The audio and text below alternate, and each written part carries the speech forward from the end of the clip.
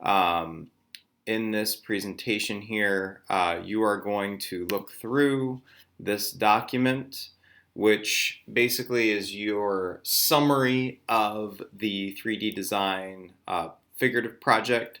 So first things first, incorporate some of the images that you've used from last week where you've finalized your figurative or your portraitive, that's not a word, your portrait piece. After that, go through and just provide a concise statement of what your work is. So I'm looking for less than 2 sentences. This would be basically what I'm looking for within like a gallery. So if your piece were to be displayed in a gallery, what would the explanation of the piece be to the viewers? Again, I'm looking for short, concise.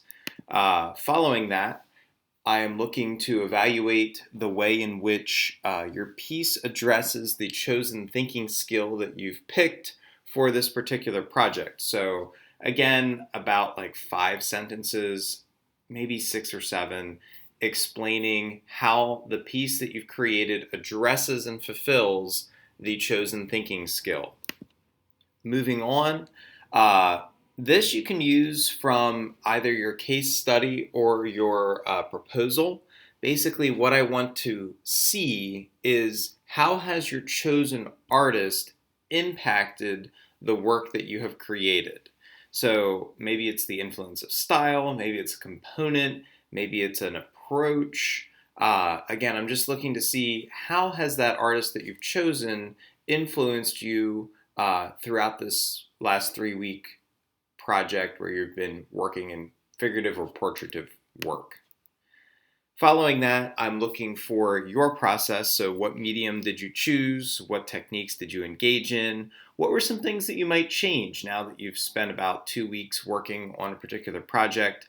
What were some successful aspects? And then the images piece, we're going to just scratch that for right now because you've talked about that in slide 2. Moving on, you're going to create a small artist statement. So this is almost like an artist prompt. And again, in about like 5 sentences, explain the relationship between material and content. Do you feel that these two items are alike, or do you think they're contradictory? Are they like polar opposites in regard to your subject matter? So with that being said, this is just a quick checklist for you to go over. Don't worry too much about citing an MLA format for this. I'm not going to make that a deal breaker. But again, this is just an overview for the final template for the figurative project.